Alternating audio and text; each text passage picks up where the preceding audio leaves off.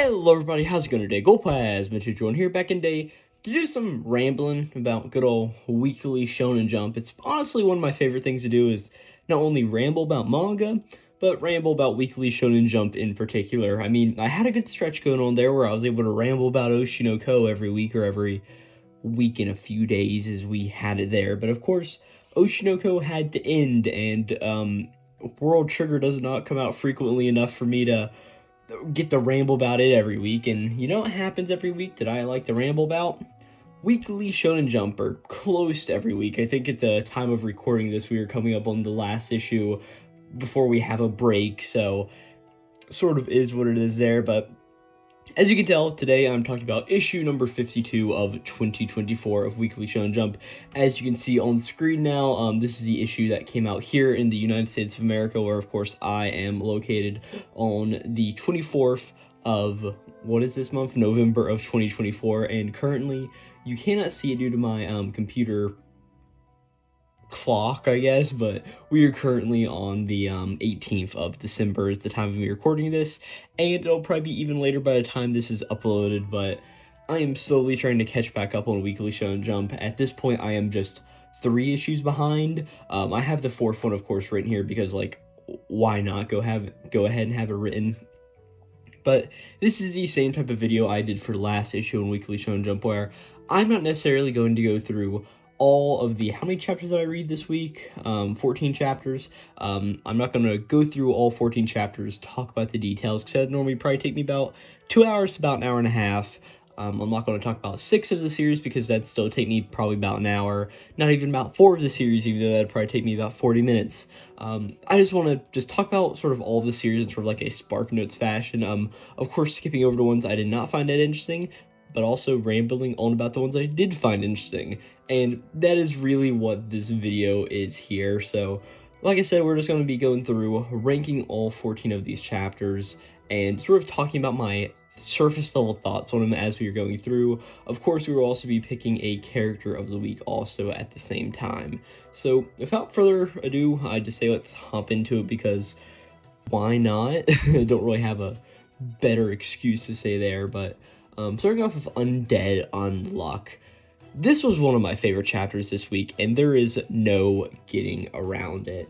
It was such a cool moment whenever you have all of the, or if I could actually type on my computer, can I, and not press the control button. Let me move my, what's it called, my mic back, or my phone back a little bit more anyway. Okay, yeah, Undead Unluck was definitely one of the best chapters this week. You have these panels where it's like, oh my god, this is crazy insane. Actually, I'm gonna have to go look at the chapter because I forgot all of the various details, and I'm sorry I've got to cut this out because Viz does not like me showing manga panels. It's just something they don't like. But yeah, no, just seeing this whole idea of like all of the negators appearing behind Undead Injustice and then Undead Unluck, of course, with Eddie Fuko and Victor and Jue. It's just a really cool scene there.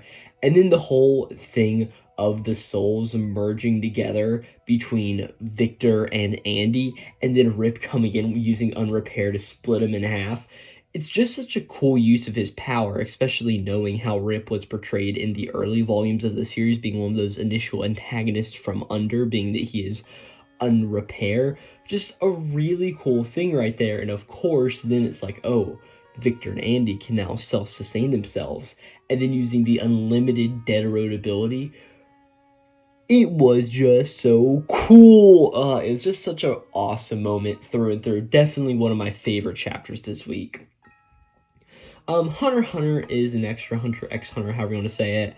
It was the same card game thing between Morina and the random person who I think was part of, like, Sundarich's band of people, if I'm not mistaken. I don't 100% remember that, like, all of the details, but I think that's what I sort of remember. It was like Hunter x Hunter, like, oh man, look at how these card tactics are playing out. It was interesting, but at the end of the day, not the most interesting thing. Really, Hunter x Hunter's probably going to go towards the middle of the bottom. Yes, it was interesting, we learned a lot of things, but, like, I think this Hunter x Hunter chapter probably took me, like, 7, 8 to 10 to 9 minutes to read. Like, it took me a good minute for sure, and that's not a problem, but it's just, it just wasn't that gripping and interesting to me as a reader either, because I don't know who this person is. I don't care, and I particularly don't care about Morina either, so it's like, why should I sit here and deal with this, right? Kagurabachi, of course, had a chapter this week, except it wasn't a regular chapter. It was actually chapter number 58.1, being that, of course, the author Takeru Hokuzono needed to take a little bit of a break from writing his manga, because he's like, yeah, I'm getting tired from doing this. I realize a weekly series is a lot of work. So we got this little chapter all about Sojo at the bathhouse on the day before he was going to get the Cloud Gouger Enchanted Blade, if I could speak. And I don't know why, I just really, really enjoyed this chapter. I thought it was just a lot of fun just going through, seeing Sojo's, like, general things going on, and I just do like it as a bonus chapter. I mean, it was about the same length as some My Hero chapters were whenever Horikoshi wasn't really doing that good while he was writing My Hero Academia. I especially remember, like, the whole, like, trash cleanup chapter is what, I'm pretty sure All For One was calling All My, Early Iron Might during that whole, thing going on, and about the same length as that chapter, and I don't know why, I just really liked it. Of course, if you want to see my full thoughts on Kagurabachi, I do videos on the channel reviewing all the chapters, so I'll have a more in-depth video on this Kagurabachi chapter, but by that I mean it's going to be all of 10 minutes, because there's all of 10 pages to go through, so sort of is what it is there. But yeah, I really enjoyed the Kagurabachi chapter. Kill Blue, this series is so much of a paradox for me, because it's like, on one hand, I shouldn't enjoy this, but I come out of a few chapters being like, okay, that was decently interesting, I don't mind reading that, and this was one of those chapters, like, it wasn't particularly good, but it was just gripping enough for me to say, oh yeah, I'm not going to consider dropping this. Of course, Otogami and Sheen were going through using their assassin abilities to draw everybody to their to the food stall by pretty much just wafting around a scent of bread and shoving like pamphlets into their pockets, which is a pretty cool idea, all things considered. And then they ended up beating the maid team, or the maid butler cafe, with the idol kids on the first day. Sort of is what it is there, and then the whole end of the chapter is this whole deal of like, oh no, okay, tomorrow there's going to be this special challenge issued by the principal. What are we ever going to do? Oh, the upperclassmen are going to take care of it, yada, yada, yada, yada. Sort of is what it is there. Wasn't the best chapter this week, but I definitely did enjoy it to a surface level amount of like, okay, this is obviously stupid, but I can sort of dig it. I mean, Kill Blue isn't the most interesting thing, and it is really just written for like that young, like elementary school kid audience, but it's still decently interesting enough. So yeah, Kill Blue was strictly alright. Ichi to Witch was, how do I say this, but, good. It probably wasn't in that, like, top tier chapter, but it was definitely in that, like, Ichi the Witch, if I could type on my computer right, it was in that sort of, like, that middle area, because we sort of start off the chapter with the whole thing of, like, alright, yes, I think I called her Toge Ice last time, but I think it's, like, Toge Issei, if I'm mistaken, but it's, like, the whole thing of, like, okay, Toge Issei, the Silver Snow Witch, is facing off against Ichi in this challenge to hunt down the Kindake magic, I think. I'm not going to check because I think it's Kindake, but pretty much the mushroom magic.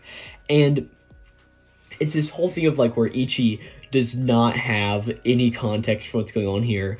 And there's even one panel, I even downloaded it to my computer because I thought it was so incredibly funny, and I'm probably going to make it like my Discord profile image, or at least add as like a Discord sticker. But let me actually open up the challenge chapter here if I could pick the right one. What did I do? What did I do to it? Okay, Ichi to Witch here. Yeah, but it's pretty much Ichi just going like, oh yeah, this is news to me because he does not know about this whole thing that, Togisei is going to do to him if he ends up losing this sort of match here, which is a really funny thing. And just the banter between Ichi, Komagi, and Descross, this chapter is just so on point the entire time, with them all just messing around and having fun. Ichi being like really like self-aware of what he's doing.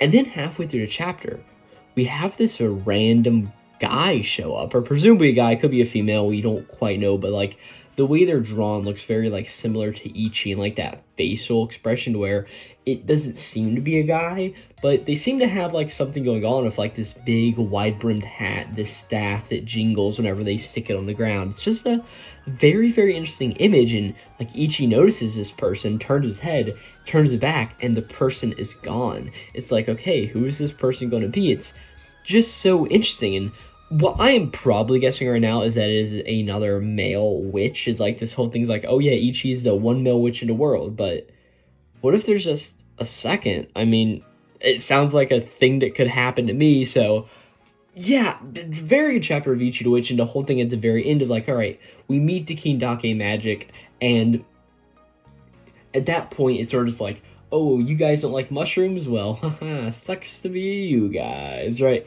I don't know why. I just like the little guy, and yeah, Ichi the Witch was a very, very good chapter this week. Shinobi Undercover, Shinobi Undercover.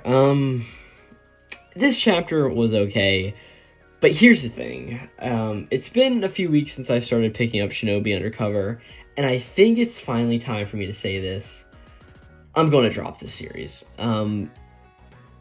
I like it. I like Yodaka as a character so far, but it's just like, it just isn't interesting to me. Like, okay, Aoi Mukai is this girl who needs to be protected by this shinobi, and our shinobi's Yodaka, and we're meeting all of the other characters, and I think it's doing a lot of things that manga does right. I mean, I remember this duo's first series, I think, was Candy Flurry, or at least the first one I read. If I'm not mistaken, I think this is the same author-artist duo, if I'm not mistaken, but yeah, let me quickly check that. I guess we're just gonna go to Google and, oh yeah, do you guys like my background? It's Scarlet Nexus. It's one of my favorite video games of all time. But yeah, can't see, if I can spell, golly,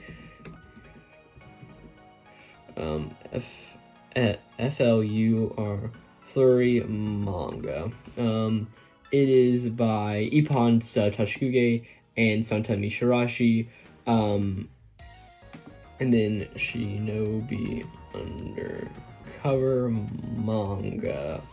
And let's see who it is written by. I guess we'll just go to the Viz page. Oh wow, look at this. Yeah, same people. Candy Flurry, I wasn't like the biggest fan of, all things considered. Let me close out that tab without it going to Witch Watch. I went to Witch Watch. Hopefully they won't take me down for that. I hope not. I don't know. If I have to edit in post, I gotta edit in post, but whatever.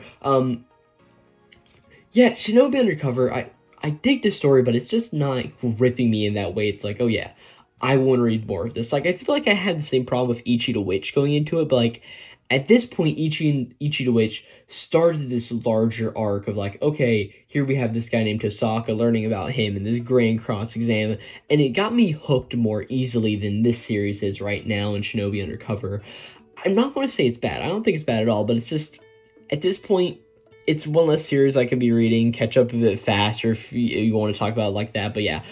I think it's good. I just don't find it the most interesting thing that I could be reading week to week. I normally don't like to drop series unless they're like egregiously bad, but it's just like Shinobi Undercover is just a whole lot of nothing for me right now. I mean, I do find it interesting, like, okay, this guy named Hachikuma is attacking, but it's just more of this same stuff, back and forth, and hey, maybe if like next chapter after that, they start to introduce more of a plot into this, so like, okay, here's a rogue ninja association, and we actually have these characters be recurring in like, the one Miyake, I think was his name, the one rogue ninja who initially got introduced and then just sort of taken off the roster. If he came back more and had more involvement and just sort of got beat up by Hachikuma in one chapter, I don't know, all things considered, Shinobi Undercover, I have been sort of enjoying it, but it's just, I just feel like I need to drop it. And it may be something where, hey, if this series continues to be good and continues to come out, maybe here in like 20 chapters, I'll sit back down and I'll catch back up and be like, oh yeah, damn, that's actually pretty good. I mean, I remember I did that with the Ichinose's Family Deadly Sins. Like, I wasn't vibing that series after like 3 chapters, and then it was like, okay, what is all this other stuff going on here? And like going through and rereading it and catching it back up, I'm like, oh my gosh, this is actually pretty good and fun. Sort of is what it is there, but yeah, we're just gonna come over here and mark down Shinobi Undercover /drop. dropped. I hate to do that to some series, but it's just like, at a certain point, I'm not enjoying it. It sort of is what it is there. But yeah, Shinobi Undercover, we're putting it there. Oh golly, Syd Craft Love is a Mystery. This series is literally something else. I mean, I had fun reading this chapter. I'm not going to lie to myself.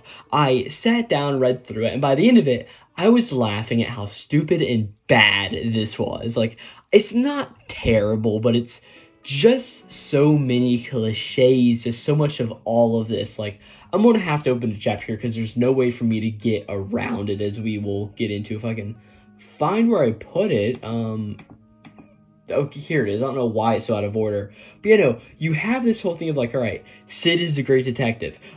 He's got his assistant, Elio Evelyn. And oh boy, Syd is going, because he's a romance fan, to go talk with his pen pal, who he thinks is a female. Spoiler, it's actually a male, but they are very good friends by the end of the chapter. Elio is really much a fan of, who's his face, of Syd, and there's this whole thing of like the book that Syd reads, his favorite best-selling romance novel, is written by Levine Olin. That sort of sounds like Elio Evelyn. Oh no, I don't know what I'm talking about there. Elio runs into Sophal Flamberry. They do a little bit of hijinks.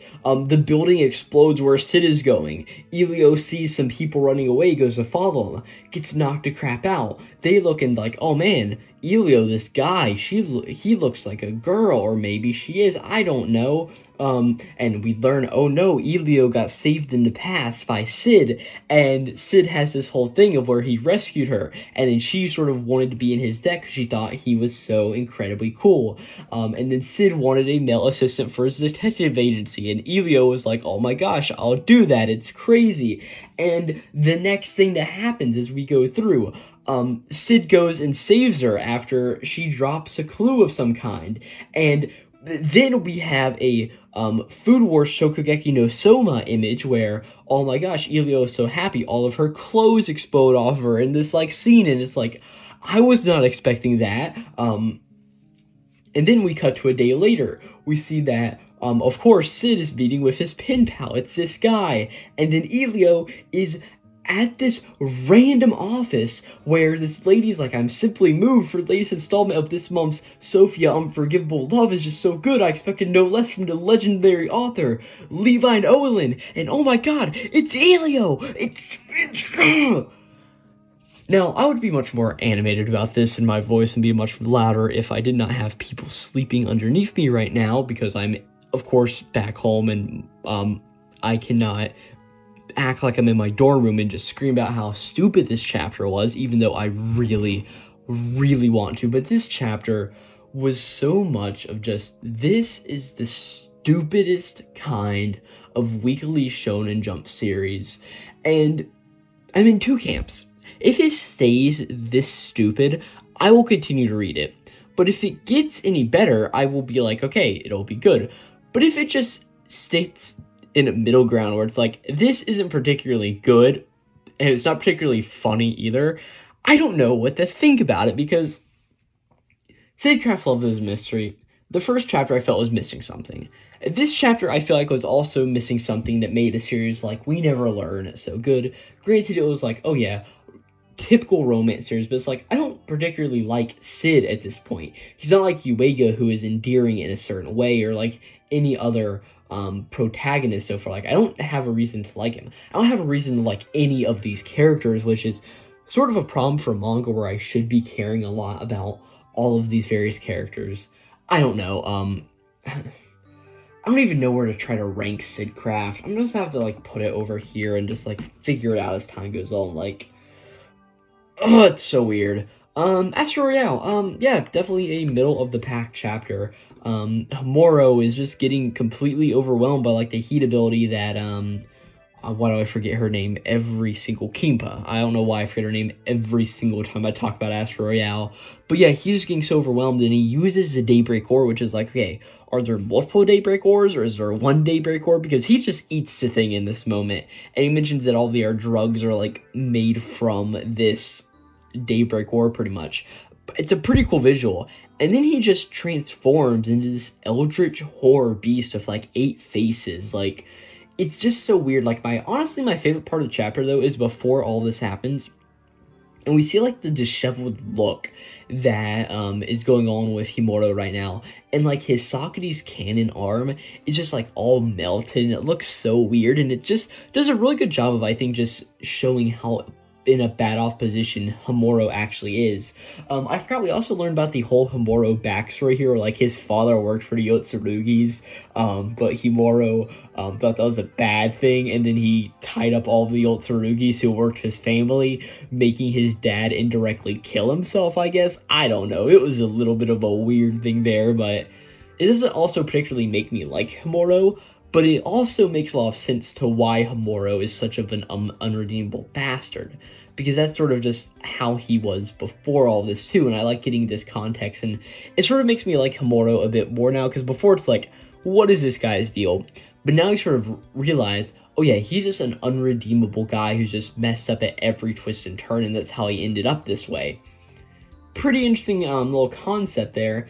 And then just the Eldritch Horde that just appears at the very end of the chapter. It's like, ooh, what is this beast-looking thing doing? It's like, okay, well, we have a Hibaru who is mostly okay. We have a Kimpa who is doing fine. And then, of course, a Kuran and Tarasu who aren't arguably doing great. And also, Guerreri's there in the background, too.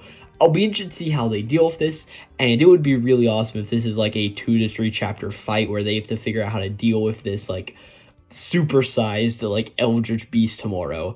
Very, very good, interesting chapter. I definitely liked it. Hematin, I thought it was good. It was definitely above Hunter x Hunter for sure, but it was sort of like a little bit of a middling chapter where it's like, okay, Yoshino does like Iamori, and she just wants to be around him a bit more, even taking the time to sort of lie to herself and lie to him, and all of this other stuff, and she's slowly, like, realizing what feelings she has for him. I don't know, I like it. It was a good chapter, but it just wasn't the best thing I read this week, and I really don't have that many extra thoughts to go on about it, but, yeah. Impotent, it was good, don't get me wrong. Ultimate Exus Kyoshi. Good chapter, if I have to say so myself. Definitely not, like, one of the top tiers. I don't know, maybe. We'll see how we end up ranking everything here in a second, like, this is not the rankings they'll go into at all, but, like, yeah, Ultimate Exus Kyoshi, yeah, it was good. I definitely liked how it's more of that thing of just like, alright, Kyoshi's trying his hardest to get rid of Asura Roth, and Roth is sort of just, like, not taking it whatsoever. He's just sort of, like, taking it in stride, taking a few punches here, a few punches there, and I just love how he's like, Kyoshi, it's you, I finally found my soulmate, somebody who I can fight to my heart's content with. And then Kyoshi runs out of his precept power. He's like, no, I'll keep doing this. This is my responsibility.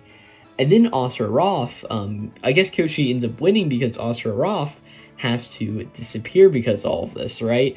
Because of his 3-minute timer that Kyoshi had successfully staved him off from, but he's not being able to exercise him and save all of the 100 souls that it took to bring him here, right? Very, very interesting. I really liked the dynamic we were also getting there between Asura Roth and him. I also like how, Asura Roth brought up a lot of these ideas, like, hey, screw the, what was it called? I'm gonna have to open up the chapter here real fast. He calls it the, like, Roshi Hira, I think is what it was. Yeah, the Rushihara, my bad. But yeah, like, he does that, and he brings up, like, who cares about this sort of thing, and Kyoshi's like, I gotta just keep fighting, gotta just keep fighting. It's just that same battle just ongoing and ongoing. I just really like how they're taking this, like, Kyoshi is doing his hardest to beat this ultimate demon, and then Asura Roth being like, okay, we're going to wait till the Black Parade, and during that, I'm going to make sure I get my fun out of you, even if it takes me killing every other single human to get your full potential out. I will do it. I just really like it. And it definitely seemed like Ultimate Exus Kyoshi was heading towards an endgame of some kind, and it definitely still does seem like it will be to a certain extent. But still, I thought this was really, really fun, and I'll be interested to see where we go from here, because, yeah, Kyoshi at the end of the day got humiliated, so he's going to try his best to get stronger in one way or another. Akane Banashi. It was good. We learned about Master Mikoru, Kashiwara, or the Kiroku Kashiwara's mentor, Ryokuru Kashiwara, and how they pretty much banned both Isho and Shigema from doing good old Rakugo. A little bit of an interesting dynamic between them. Definitely don't hate it to any extent. And sort of just the whole thing is like, okay, they're going to be able to be the opener here at this big event after 2 years of not being able to do anything. And then there's this whole dilemma that Mikoru gives Kyoru of like, hey, or Hiroku of like, hey, dude, I will make you the next Mikoru and give you this great privilege in Rakugo, but you have to expel those two ruffians. And what is Kiroku going to choose? Because, I mean, we know to this day the other two are both Rakugoka, and we know of the relationship they don't quite have with each other anymore. So is it a whole thing of like, hey, I'm going to forsake this name in order to let you two be Rakugoka, and then Isho fails them in some way, or Shigema fails in some way? It's just going to be interesting to see how this actually turns on its head and sort of works out at the end of the day, but good chapter of Akane Banashi for sure. Definitely in like that middle tier if I had to say so. Blue Box was like top 3. I mean, you cannot deny this was a great chapter of like Taiki and Chinatsu's father, which I don't know if we have his name. I don't feel like, actually, I'm not sure. Let's go to Blue Box Wiki. I know it exists. Blue Box Wiki. Blue Box Wiki fandom characters main Chinatsu Kano. Would scroll down to gender, parental status, family, Father Kano. Do we not know this name? I guess we don't know his name, which is a little funny, as because he's such an important character. I also don't know how often this page gets updated, but yeah, we may have his name. I just don't remember right now. We're actually not going to have to go back to Witch Watch again to cut it out, but yeah, Blue Box was so fun just seeing Taiki interact with Chinatsu's father. It was just really, really fun the entire time, and I love just the moments of like Taiki's such a good boy, and like him being able to get along with Chinatsu's father, and like Kyo's like, oh, he seems like a stoked person. Taiki will be perfectly fine. And then Taiki being like, hey, Chinatsu's father, let's go out on a run later. It's just such a good chapter. Taiki's just being such a good little boy right now. Just a great chapter, all things considered. Elusive Samurai is next up. Oh, God, what even happened? I think there's the whole thing of like, oh, hey, Kojiro and the other Kojiro, who's like the guy who our regular Kojiro is like saving for. They were doing something with each other, and they were fighting, and Nagao appeared at this point. It's like, oh my god, what are we gonna do? It's like, okay, Mima, I want you to bring color to our lives. It just, I don't know why, it just wasn't my Elusive Samurai chapter, but hey, I'm a little interested in what the whole thing of like, Ichigo was like, hey dude, I want to go beetle hunting with one of my friends. You mind if you let me go, Sadamune? And Sadamune is like, what? I'm a little interested to see where that goes, but I don't really need to, all things considered. Yeah, it was an okay little moment for sure, but Elusive Samurai was not the best chapter this week, and I think that is very clear. Witch Watch, we're going to be putting in the top tiers of chapter this week because it was extremely, extremely fun. It just really reminds me of why I love Kintashi no Hara as a mangaka. Like, it flows so well from, like, okay, these serious arcs to these arcs where or these comedy arcs to these serious arcs where it's like, yeah, I understand the stakes that are going on here. Like, we see all of the, this team of familiars and, of course, Nico's mother, like, working together, like, Ibuki doing her whole thing, being the Oracle, and all of the various familiars doing their thing, like Taiga to Kappa. We see his Kappa abilities by moving water, and we pretty much see how they're all able to destroy these bomb Shikigami that have been made by these other two witches. I think one is Hanabi and like Kyokuru or something like that. I'm not quite for sure at this point, but just really cool to see all of that happen. See like Taiga using his water abilities, seeing Kon using his what did they call him in the chapter? I'm gonna have to open up the chapter.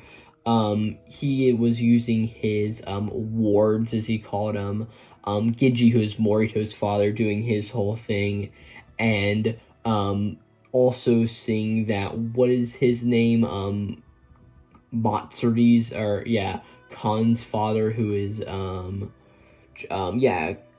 Kakuraibo using all of his Tengu abilities.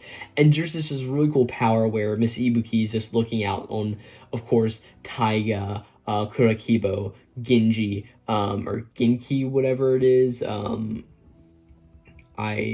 Reiji. I don't know why. Yeah, Reiji Otogi. Reiji Kakuraibo, Kun, and Taiga all fighting off these people, and Miss Ibuki's like, wow, these people are surely powerful. I just really love seeing it. And then the whole thing of like, okay, there's this magical rift in the ground, and the two witches trying to summon Jorah, all of the party bantering back and forth and just having a good time, learning that the Shiranu family are the Kitsune familiars. Just really, really cool until we eventually get to the whole thing of like, okay, Shikimi is here. What is he trying to do? And he even says like, hey, what they're doing is not going to work to summon Jorah. So it's really interesting, and I just love how Witch Watch is building up this arc and building up like, okay, what is going to happen next? I just really like what's going on here. Let's get into actually ranking all of these things fully now. So let's move it all over, delete you, and then we'll just like copy you over right here, delete you, and put them in the order I think they deserve to go in. Definitely Shinobi Undercover is the bottom. Like, I really hate to do it to it, but Shinobi Undercover. Just, I gave my reasons earlier, not going to go into it now. I honestly think Elusive Samurai, I just didn't vibe with it too much. It was okay, but not great. And then probably Kill Blue. Okay. With that, I think we now need to go to the top chapters of the week, which I definitely think are these four right here. Undead Unluck had that just a really, really awesome moment with like all of the Union coming in, Rip using his ability. Kagurabachi, I just loved how the chapter sort of portrayed Sojo and like himself as a character. But I think ultimately, I'm gonna have to give it to Blue Box. Just, I love seeing Taiki interact with Shigenatsu's father and just going through on that dynamic. Then we'll give it to Witch Watch, Undead Unluck, and then Kagurabachi.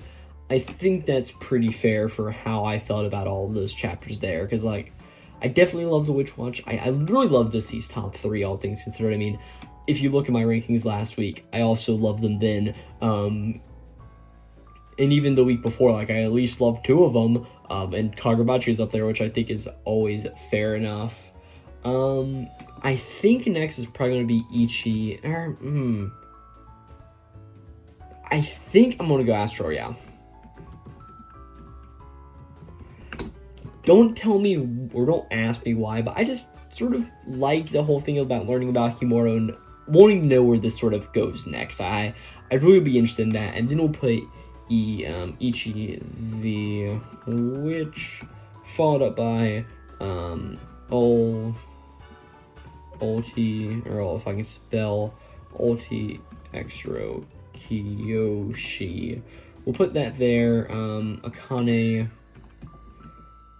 Banashi Hima Tin, if I could not put a space there. Hunter X, yeah, I put a space. Hunter, and then we'll put Syd Craft.